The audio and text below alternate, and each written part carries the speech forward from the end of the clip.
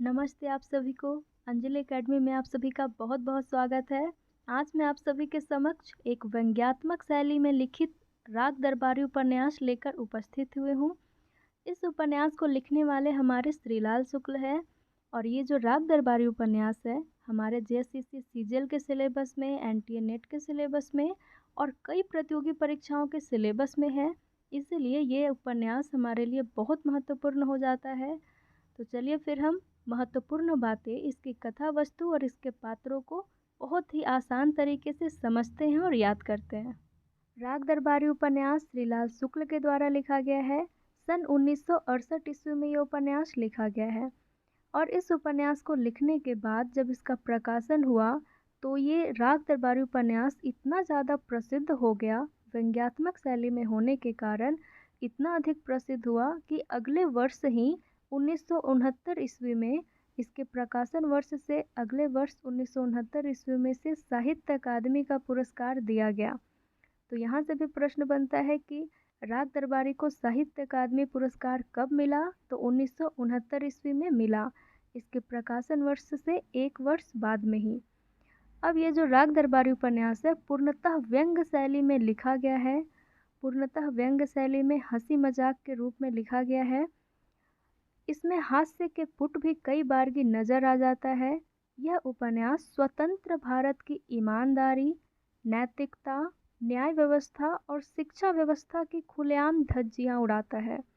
यानी राग दरबारी उपन्यास में हम देखेंगे कि किस प्रकार से स्वतंत्र भारत की जो न्याय व्यवस्था थी, शिक्षा व्यवस्था थी और नैतिकता और ईमानदारी, उसकी किस प्रकार से खुलेआम धज्जियां उड़ाई जा रही है। तो ये सारा जो भी ये विषय है, इस सारे विषय को हम राग दरबारी उपन्यास में देखते हैं।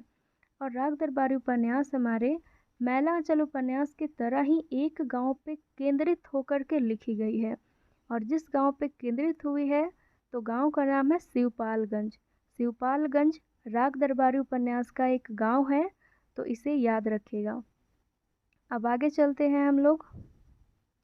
राग दरबारी हिंदी का महत्वपूर्ण उपन्यास है जो व्यंग्य शैली में लिखा गया है।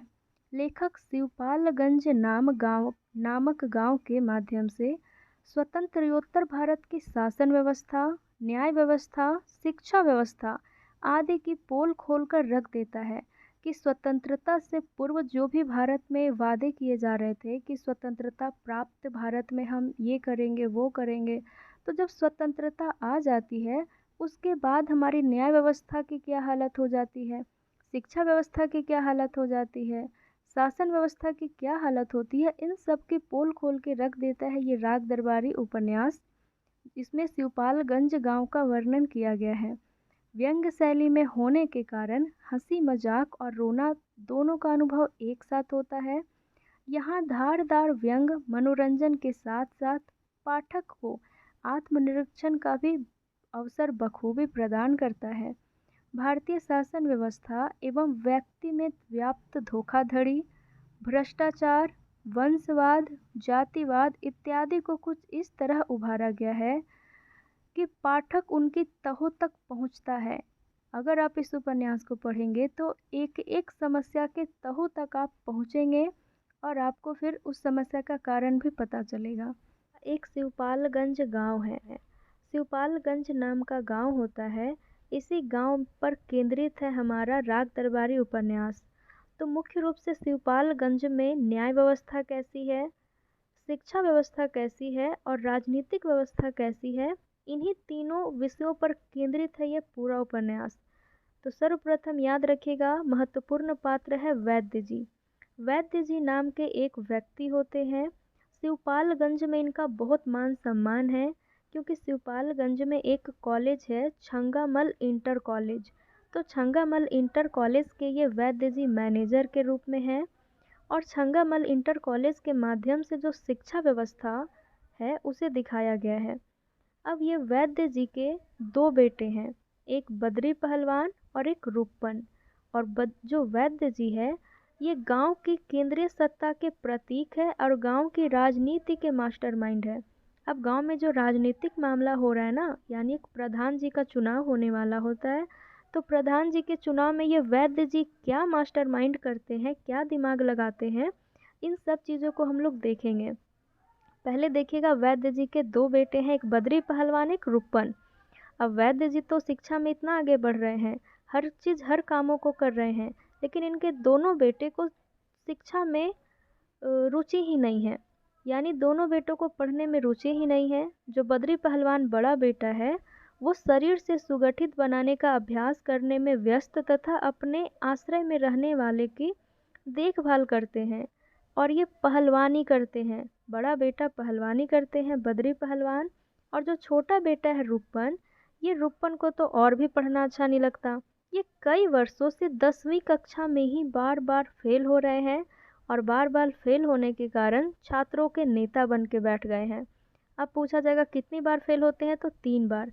3 वर्ष से लगातार ये 10वीं क्लास में पढ़ रहे हैं, और 10वीं क्लास में पढ़ते हैं क्योंकि इनके पिताजी का ही कॉलेज है, इन्हें कोई रोक टोक करने वाला भी नहीं है।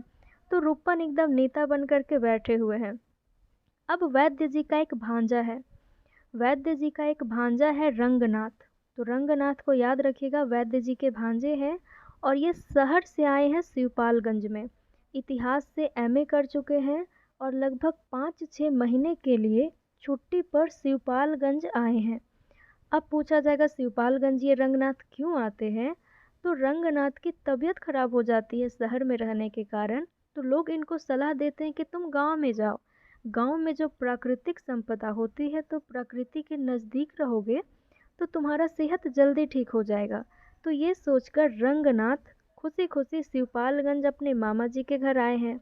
पर यहाँ आने के बाद जब रंगनाथ यहाँ की व्यवस्था देखते हैं, शिक्षा व्यवस्था हो गया, राजनीति व्यवस्था या न्याय व्यवस्था, तो देख के रंगनाथ को बहुत दुख होता है, और वो चाहते हैं कि इन सब में बदलाव करे, लेकिन कुछ भी बदलाव हो नहीं पाता। और एक पात्र इनको कहते हुए भी नजर आते हैं कि रंगनाथ, तुम शिवपालगंज को अगर छोड़ के जाओगे तो कहाँ जाओगे, पूरे भारत में तो शिवपालगंज ही भरे पड़े हैं। यानी व्यंग पूर्वक कहा गया है कि जो हालत शिवपालगंज की है, वही हालत, वही भ्रष्टाचार हर गांव में फैला हुआ है। तुम कहीं भी चले जाओ, तुम्हें यही चीज़ देखने को मिलेगा। फिर ध्यान दीजिएगा, छोटे पहलवान, एक व्यक्ति है छोटे पहलवान, ये बद्री पहलवान का शिष्य है। और जो बद्री पहलवान है वो कुछ ज़्यादा ही मेहरबान होते हैं अपने शिष्यों पे, उन्हें रखते हैं अपने पास, और उन्हें पूरा खर्च वगैरह भी देते हैं बद्री पहलवान खुद से। तो एक छोटे पहलवान एक महत्वपूर्ण पात्र है इसमें। ये गांव की राजनीति में सक्रियता रखते हैं, हमेशा एक्टिव रहते हैं राजनीतिक मामलों में। अपने पिता से बदतमीजी करने वाले हैं ये छोटे पहलवान। अब देखिएगा, प्रिंसिपल साहब, छंगामल इंटर कॉलेज है तो प्रिंसिपल साहब भी होंगे। तो प्रिंसिपल साहब का नाम नहीं आया है, बस प्रिंसिपल साहब ही उल्लेख हुआ है। तो याद रखिएगा, छंगामल इंटर कॉलेज के ये प्राचार्य है। कॉलेज की साजिशों में महत्वपूर्ण स्थान इन्हीं का है। किस प्रकार से षड्यंत्र करना है, भ्रष्टाचार करना है, शिक्षा व्यवस्था को जो सत्यानाश करने का काम है, यही प्रिंसिपल साहब मिल के अपने कॉलेज में मिल के करते हैं।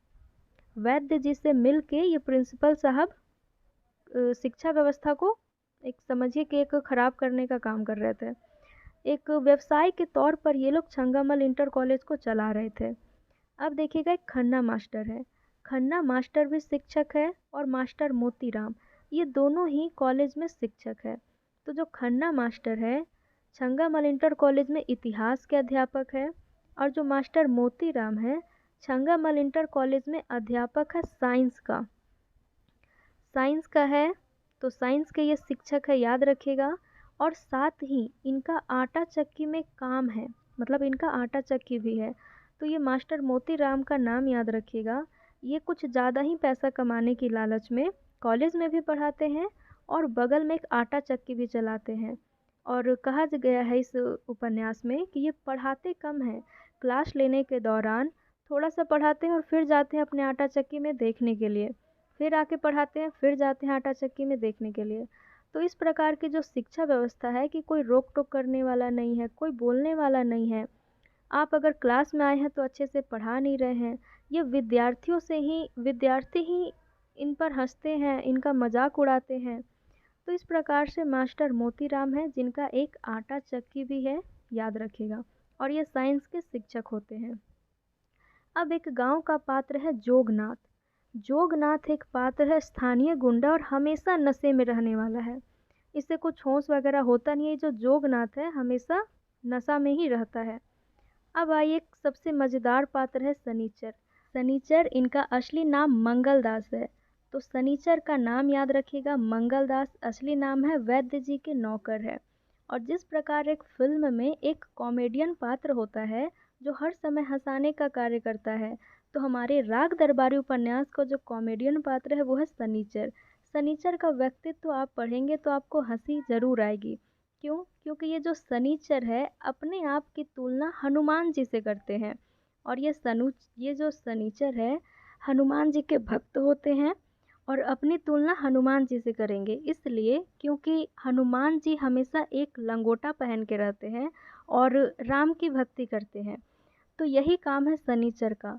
शनिचर भी हमेशा, चाहे ठंड हो, बरसात हो या कोई भी मौसम हो, शनिचर हमेशा एक अंडरवियर ही पहन के होता है। हमेशा इस उपन्यास में लिखा गया है ये हमेशा एक अंडरवियर पहन के रहता है। और ये बनियान तभी पहनता है जब इसके घर में कुछ अच्छे कार्य हो रहे हो। और हमेशा वैद्य जी के ही घर में रहता है। अगर वैद्य जी के घर में कोई बड़े मेहमान आ रहे हैं तभी शनिचर बनियान पहनता है, नहीं तो वो भी नहीं पहनता, सिर्फ अंडरवियर में हमेशा रहता है।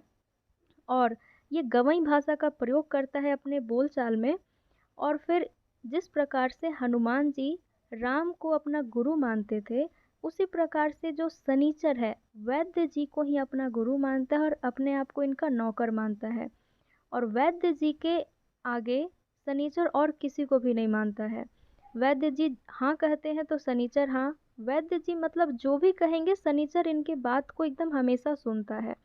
तो इस प्रकार का शनिचर का व्यक्तित्व है। और शनिचर को ना शहरी चीज़ें या शहरी बातों से बहुत लगाव होता है। तो जब यहाँ पर रंगनाथ जो शहर से आए हुए हैं, तो जब शहर से वैद्यनाथ के घर में आते हैं शनिचर भी उनसे मिलता है। तो शनिचर देखता है कि अच्छा ये शहर के पात्र हैं, शहर से आए हैं, तो ज़्यादातर ये रंगनाथ के साथ में ही शनिचर रहता है और उन्हीं से हमेशा बातचीत करते रहता है। और कई सारे सवाल जवाब शहर की ही बातों को ये ज़्यादातर पूछता था। तो ये हो गया शनिचर। और अब सोचिए ये जो शनिचर है ये पढ़ा लिखा नहीं है, इसे अच्छे से लोगों से व्यवहार कैसे किया जाता है ये भी नहीं पता है, किस स्थान में किस तरह के कपड़े पहनने चाहिए ये भी नहीं पता है। लेकिन अंतिम में उपन्यास के अंत में इसी शनिचर को प्रधान जी बना दिया जाता है। पूरे शिवपालगंज गांव के प्रधान कौन बनाए जाते हैं? तो प्रधान शनिचर को ही बनाया जाता है। क्यों? क्योंकि इनके पीछे जो मास्टरमाइंड है वो है वैद्यनाथ। तो वैद्यनाथ छल कपट करके शनिचर को ही प्रधान जी यानी मुखिया का पद दिलवा देते हैं। और शनिचर तो बस नाम के लिए पद पे जाता है और पीछे से पूरा शासन ये वैद्यनाथ ही करते हैं। और ये प्रासंगिक उपन्यास है क्योंकि ये जो परिस्थिति है कि प्रधान जी कोई और बनता है नाम के लिए लेकिन काम कोई और करता है, तो ये चीज़ आप अभी भी अपने गांव में देखते होंगे कि कई सारी महिलाओं को ऐसे प्रधान या फिर मुखिया तो बना दिया जाता है, पर जो काम करने के लिए होते हैं या तो उनके पुत्र करेंगे या तो उनके पति करते हैं। तो कई सारी जगहों में ये चीज़ें देखी जाती है। फिर एक पात्र है इसमें लंगड़। लंगड़ एक पात्र ऐसा है जो भ्रष्ट व्यवस्था का शिकार होता है। ये लंगड़ इसलिए इसे बोलते हैं क्योंकि इसका एक पैर घुटने के नीचे से नहीं है, ये हमेशा बैसाखी पे चलता है। और लंगड़ एक बार कोर्ट में जाता है अपने ज़मीन का नकल निकलवाने के लिए। तो कोर्ट में 2 रुपए लग रहे होते हैं, लेकिन इससे जो वहाँ पर सरकारी अफसर होते हैं मांगते हैं 5 रुपए।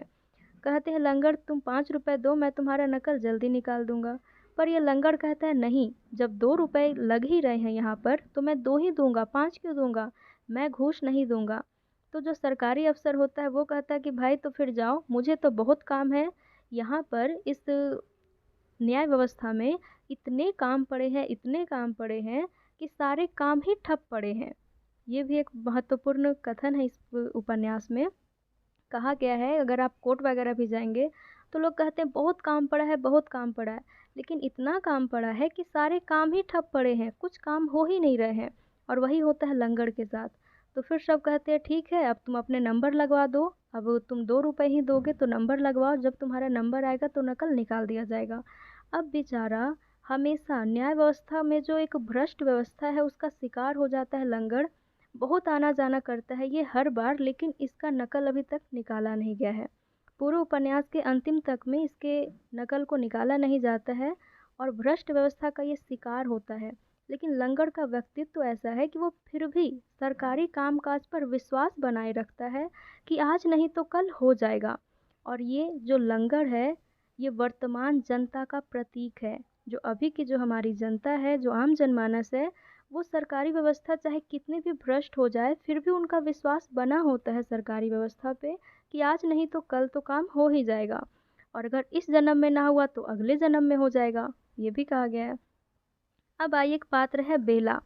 गयादीन की कुंवारी लड़की है। गयादीन एक पात्र है गांव का। गयादीन की लड़की है, बेटी है बेला, जो कुंवारी रहकर वैवाहिक जीवन का आनंद लेती है।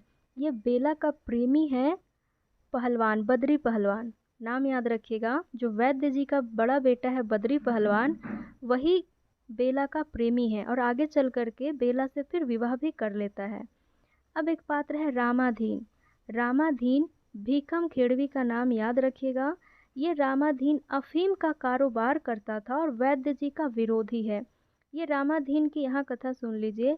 रामाधीन जब अपने गांव शिवपालगंज में होता है तो वहाँ से भाग के, जो रामाधीन है इसका गांव ना भीखम खेड़वी गांव का ही नाम है, यानी शिवपालगंज के जस्ट थोड़े से ही बगल में है।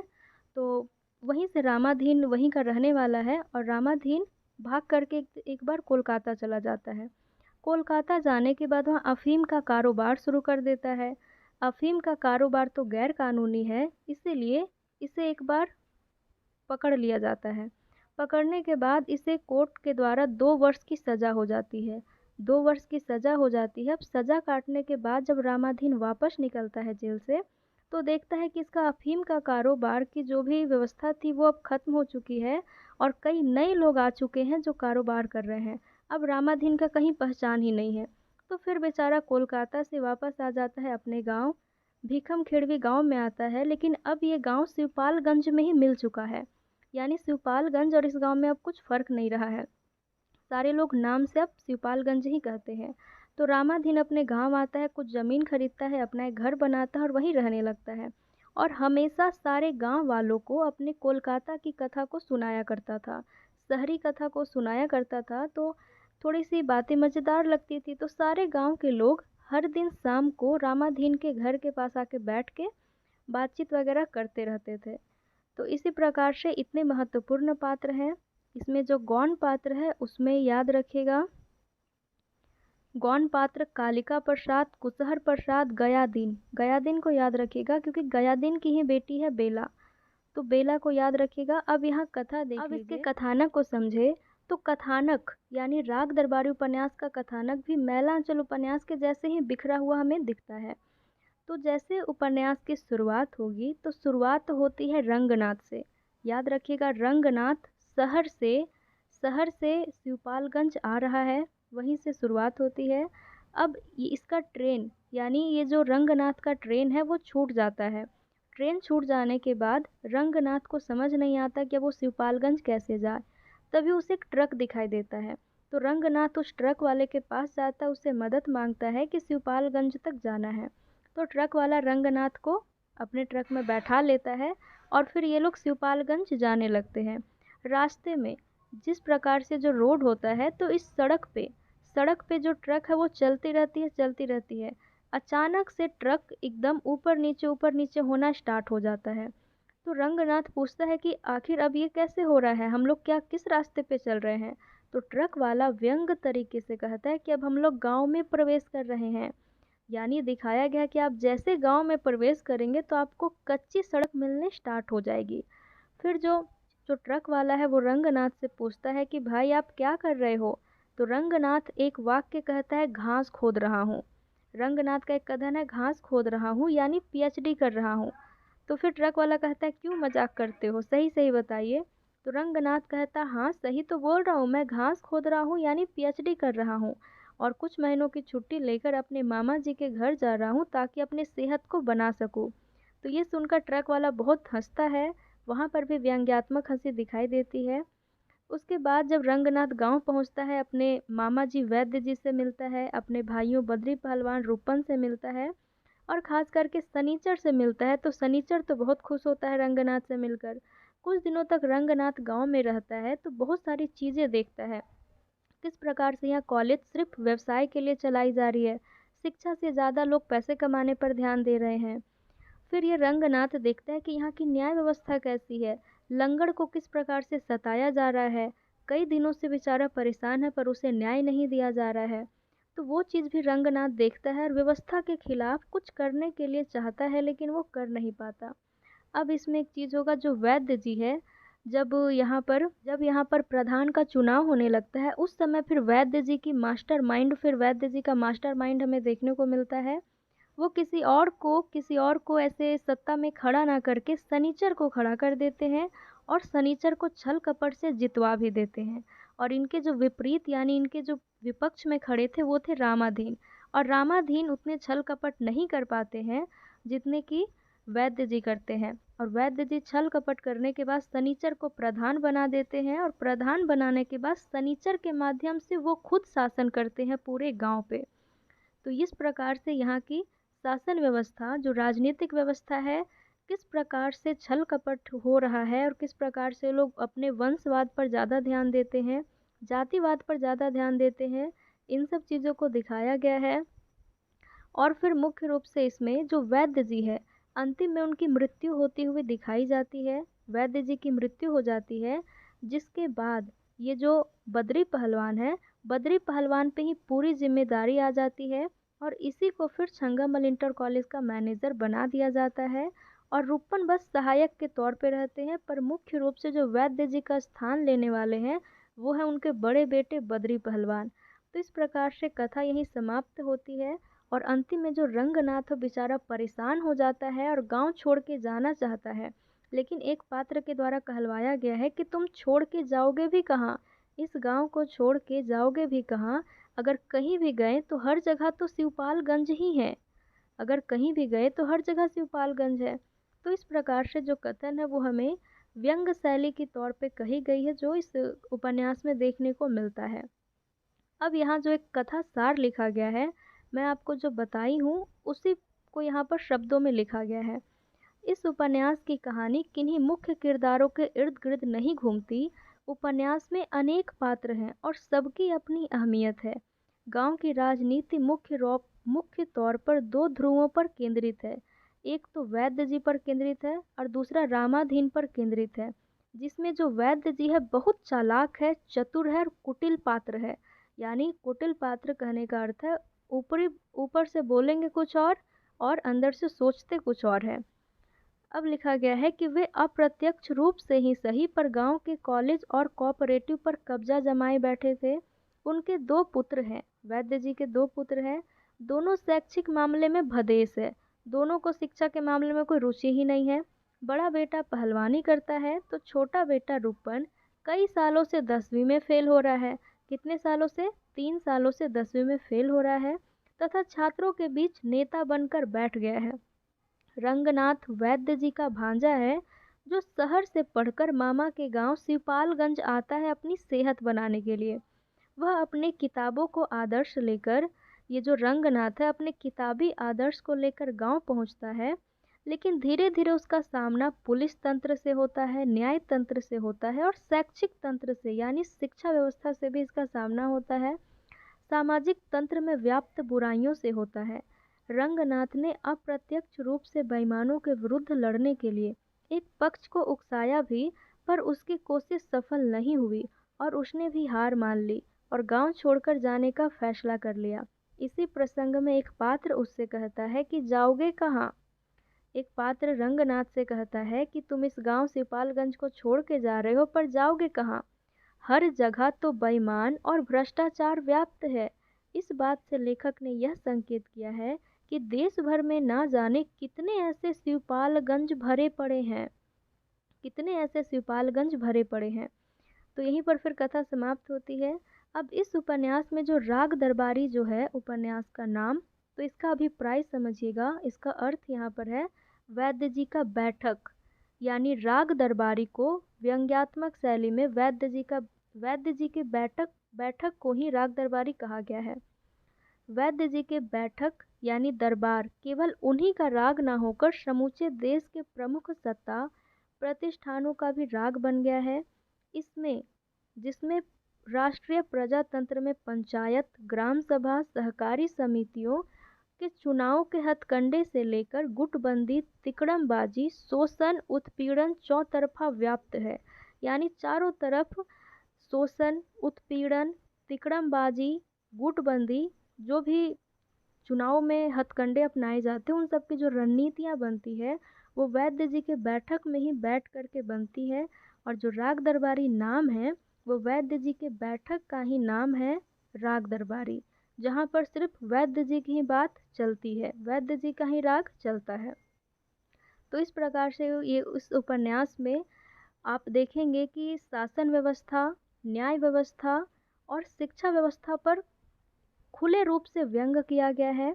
आप इसे पढ़ेंगे तो देखेंगे कि खुले रूप से व्यंग किया गया है। और जो हमारे श्रीलाल शुक्ल है इस उपन्यास के माध्यम से समस्याओं को ही उजागर करते हुए नजर आते हैं, वो भी व्यंग्यात्मक शैली में, हंसी मजाक की शैली में।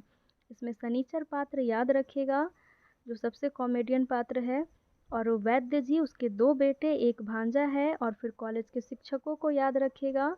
और एक जो रामाधीन इसमें विपक्ष पार्टी में होता है उसे भी याद रखिएगा, और के विषय को भी याद रखिएगा। जो भी प्रश्न होंगे यहीं से पूछे जाएंगे। चलिए फिर, बहुत बहुत धन्यवाद आप सभी को। राग दरबारी उपन्यास उम्मीद करती हूँ कि आपको अच्छे से समझ में आ गया होगा, इसके कथानक और महत्वपूर्ण पात्र याद भी हो गए होंगे। अब इसके बाद मैं प्रश्नोत्तरी वाली क्लास लेकर के आऊँगी जिसमें तीनों उपन्यास जो जेएसएससी सीजीएल के सिलेबस में है, तीनों उपन्यास को मैं पढ़ा चुकी हूँ और यही तीनों उपन्यास से प्रश्न रहेंगे।